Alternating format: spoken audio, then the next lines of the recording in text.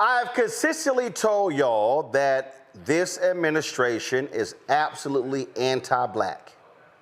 We have detailed this numerous times, how anti-black these folks are. We warned folk during the campaign that Donald Trump does not give a damn about black people. He doesn't care if cops beat people. He doesn't care if they maim people.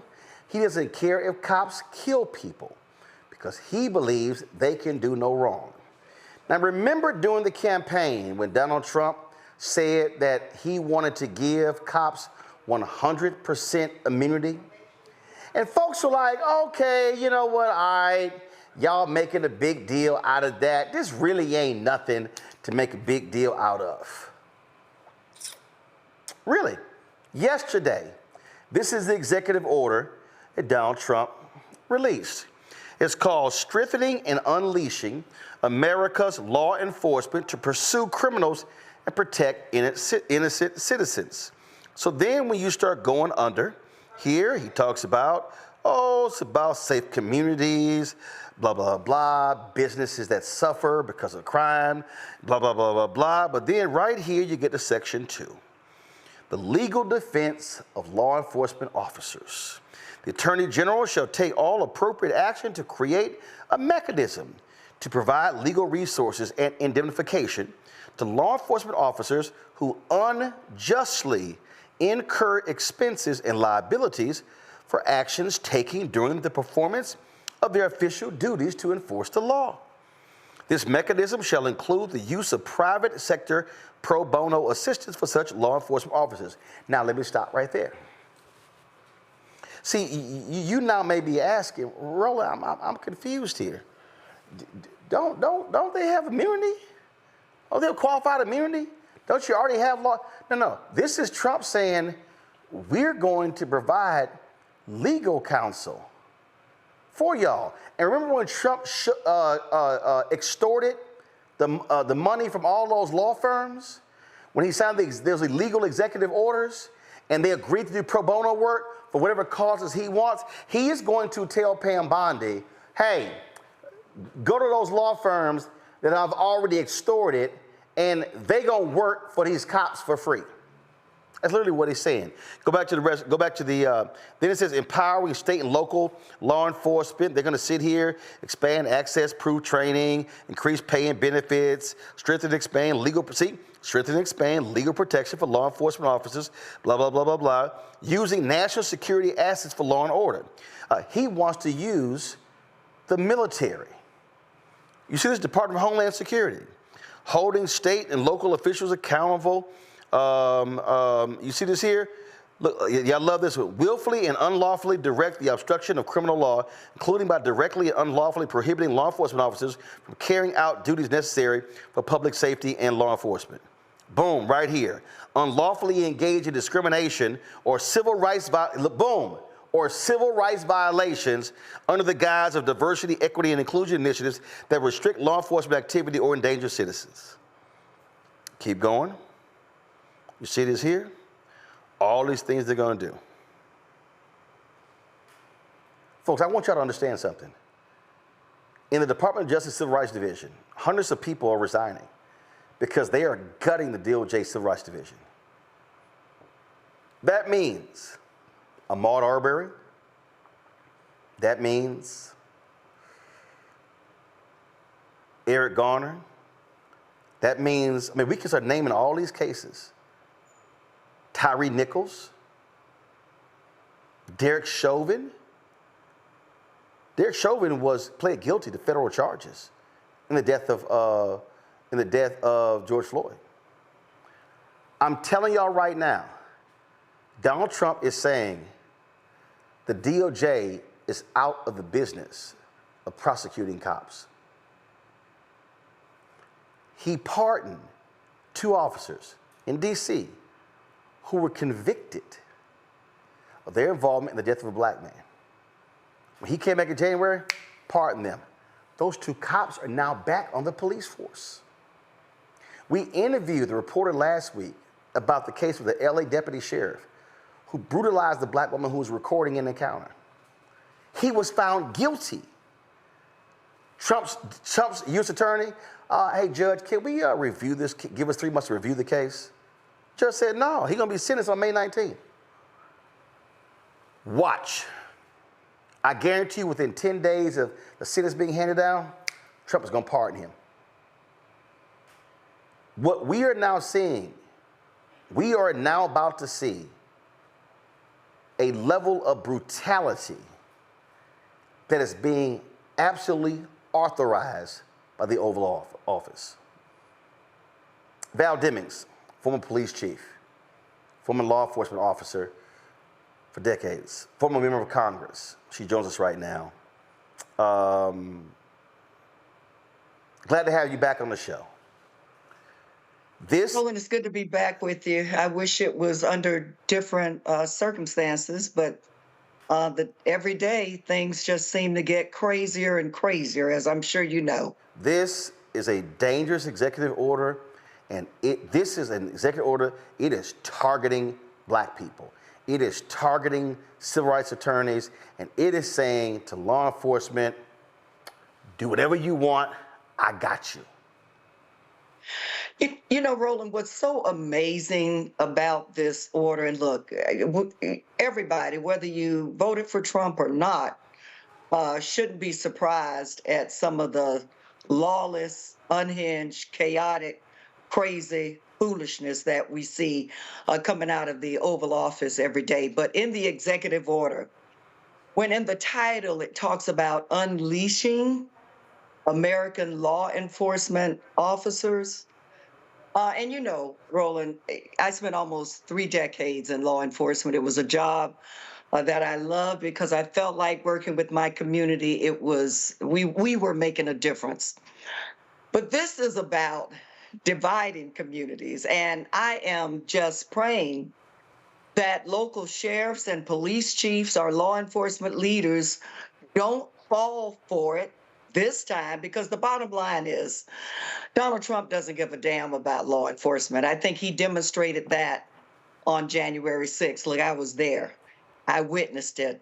I know he sat in the White House staring at the TV for hours doing nothing while police officers were being beat down by his supporters. I think he basically called it a beautiful thing. But he doesn't give a damn about law enforcement officers. But we do know that he's in trouble right now. That 39% approval rating is bothering him, and we know what he does when he's in trouble. He pulls something out of, well, I won't go there, but, and usually racism and sexism are the go-to things. And you're absolutely correct. As I'm reading this executive order, and I get to law enforcement basically should not spend time on DEI programs. And more time on, like, how the heck did that get in there? Right. Because the bottom line is, look, they're going to work every day trying to reduce crime for the most part. And the truth of the matter is violent crime all over the nation is down right now, that they need to keep working at it every day. But what sparked this sudden interest in Donald Trump suddenly falling in love with law enforcement again and pulling out the isms? Yeah, but no, yeah. It's not recent. This was May. Yeah. Folks, this was May. This was almost 1 year ago to the day. Listen to this.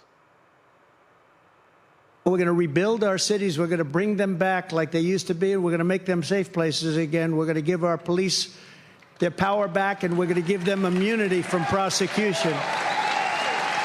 So they're not prosecuted for doing their job.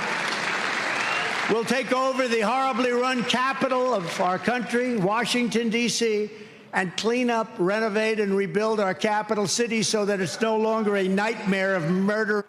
See, he doesn't. And Roland, go ahead. Look, it's 4 years, though. My point is, on January 6th, the lawlessness that took place at the Capitol when the president could have done something about it, he did nothing. And he said nothing. And isn't it interesting that now, the last year, he is suddenly so interested in let's protect, let's do something, let's look out for law enforcement. And it's interesting, too, that nowhere in his order does it say wrongdoing or violating policies or violating the law. Nowhere does it say No. those things matter. No, it in doesn't. Executive order. No, but he doesn't. He doesn't care about victims. He doesn't care about somebody who's been brutalized or maimed or killed. He doesn't. His whole deal is, hey, y'all deserved it. That is his belief. Remember, this is the same guy who called for the death penalty for the then Central Park 5, now the exonerated 5. And it's amazing as I read it. Oh, increased pay and benefits he believes, we know he believes that everybody can be bought. I mean, we know he believes that. And now here he goes with the buzzwords, right? Increased pay, increased benefits. Oh, we're going to give you extra legal protection. And like I said, nowhere does it say whether they were engaged in criminal activity or violation of policies or laws, because he believes that law enforcement can be bought. And Roland, they cannot solve crime without trust and a relationship with the communities. And that's why I'm hoping that through these turbulent times, Donald Trump has clearly showed us who he is. It's amazing. The most recognizable criminal in the world suddenly wants to pretend to be all about law and order. And I'm certainly hoping that police chiefs and sheriffs will not fall for his foolishness, because regardless of what the federal government says they're going to do or not do, local law enforcement cannot solve crimes without a relationship and trust and cooperation in those local communities. And I do believe that the overwhelming majority of law enforcement officers do want to solve crime. But here's the problem. We know for a fact that he is playing to the crowd. And look, Congresswoman, we got to admit, it's a whole bunch of right-wingers in law enforcement, and this is music to their ears. We've had, every time something happened, I've seen cops in Baltimore and Chicago, oh, our morale is down. Look, I remember Jeff Sessions, his first attorney general. Hey, we're going to pull back on these consent decrees because the morale of our cops is too low. And Barr saying the same thing as well. Now, the reaction should be, if you are in the wrong and you beating a citizen, you got to go. No, but there's that blue line is just blinking in a huge way. And Trump is saying, I'm going to let y'all do what y'all want to do. And Roland, I spoke to a group of law enforcement officers recently. And what I said was that you have to be, because you are the most visible symbol in every community. And you have to work hard to be the most visible symbol of honesty, decency, and integrity. And have a message that everybody counts, but everybody's accountable, and treat people with dignity and respect. Look, as a police chief, I didn't want bad apples on my police department, and I did everything that I could do to reward the good officers, but to get rid of the bad officers. And so you're correct.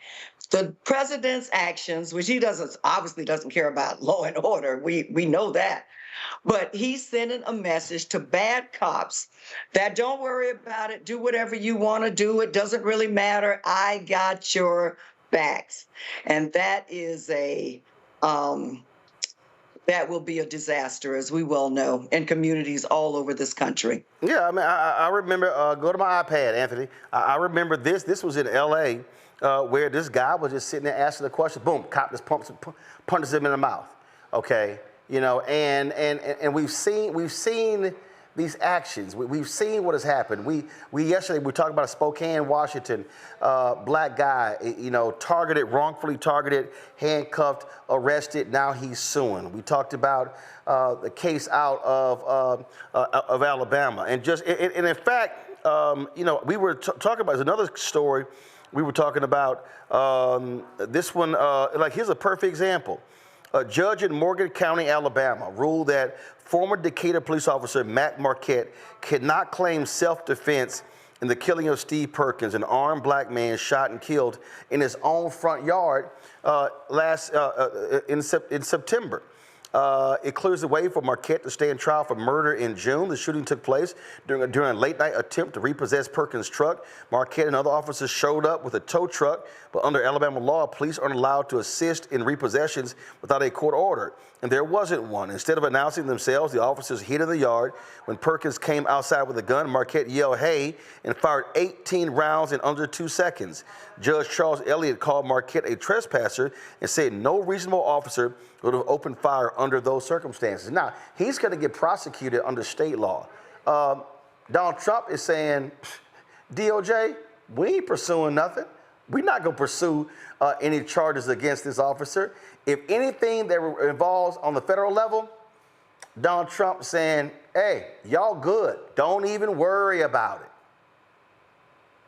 You know, Art, I mean, the really sad part about this really is, you know, there's been a lot of work done all over this country with the community, police officers, police departments working hard to improve the relationship between the police and the community. And now we have a lawless president who certainly doesn't give a damn about that relationship. He doesn't have a good relationship with the truth. He doesn't really care. I think he's demonstrated, we're listening to it every day. He doesn't give a damn about what happens to black and brown people in this country. And now he wants to use the tool of law enforcement for his benefit to really push and support his racist policies. He can only do that with the cooperation of those police executives. And I'll say it again. I am hoping that they would step up because you know what?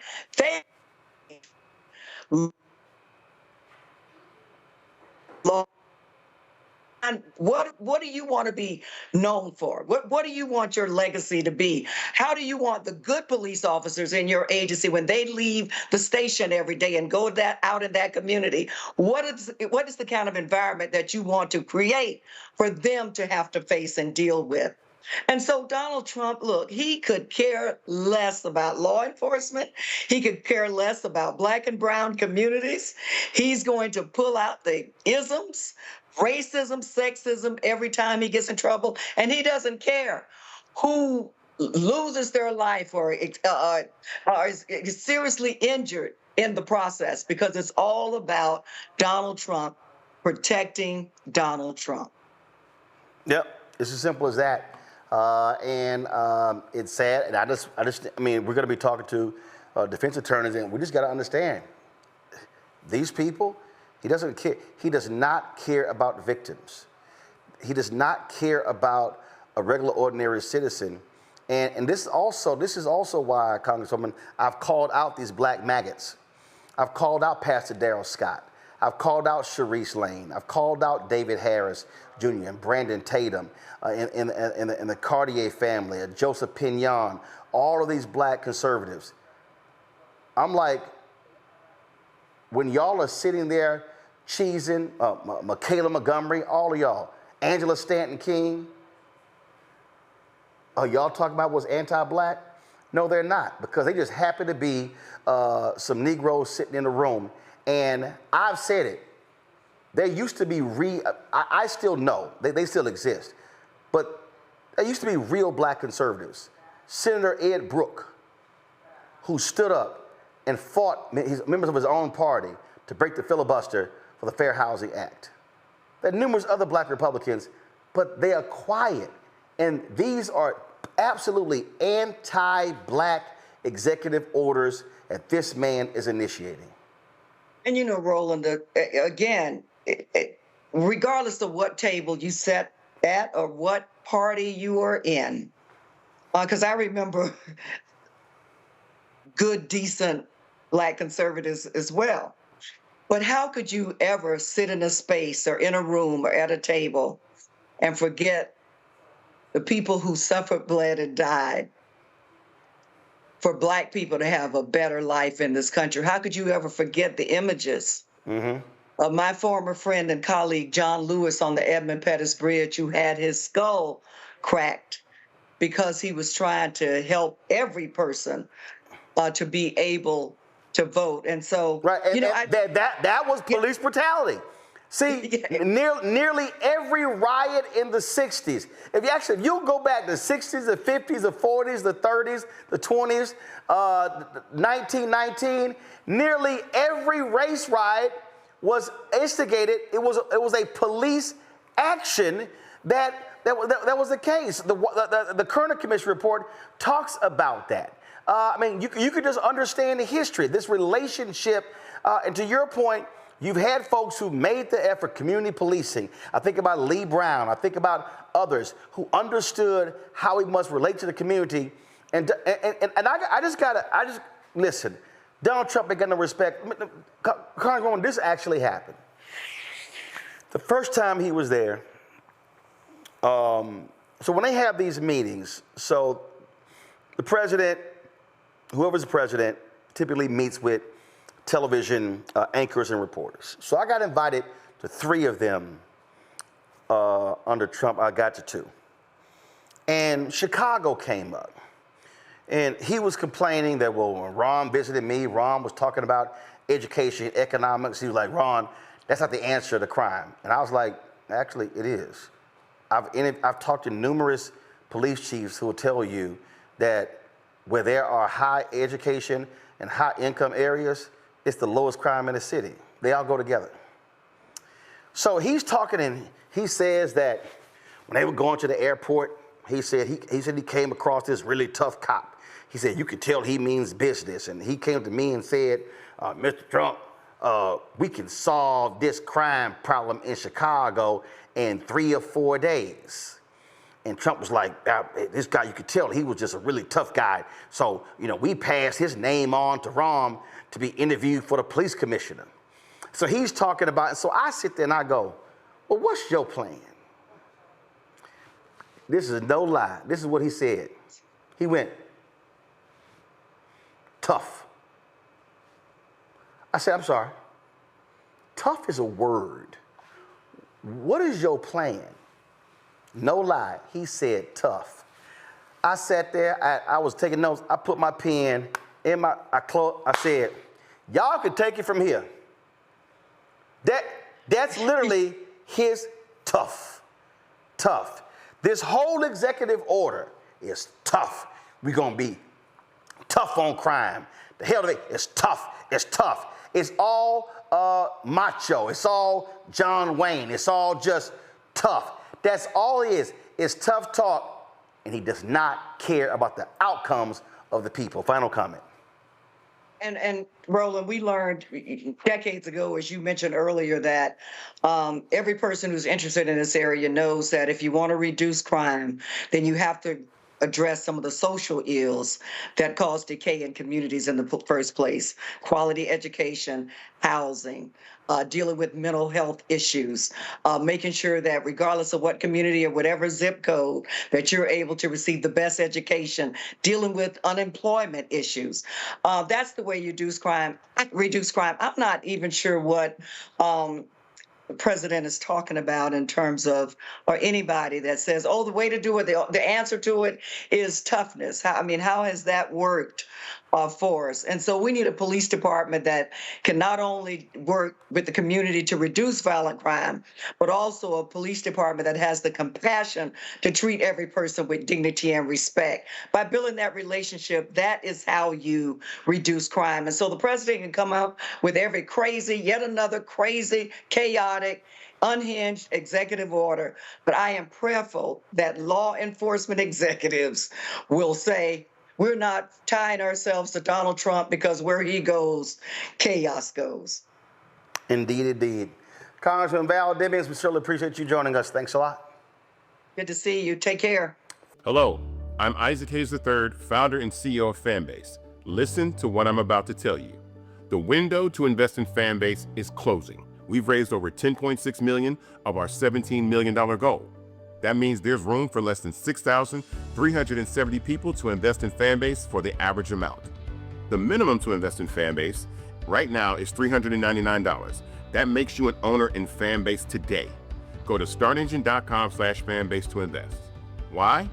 Because current social apps have taken advantage of users for far too long, with content suppression, shadow banning, harmful racist content, and no real tools for monetization and equity. Fanbase has over 1.4 million users and counting, allowing anyone to reach all their following and monetize their content from day one. Social media is the new TV, and whoever owns the apps that distribute that content have the opportunity to own potential billion-dollar companies. While big platforms with uncertain futures are failing to serve their users, Fanbase is stepping up to fill the gap. Don't wait until it's too late. Invest now, invest for yourself and your future. Go to startengine.com/fanbase and own the next generation of social media.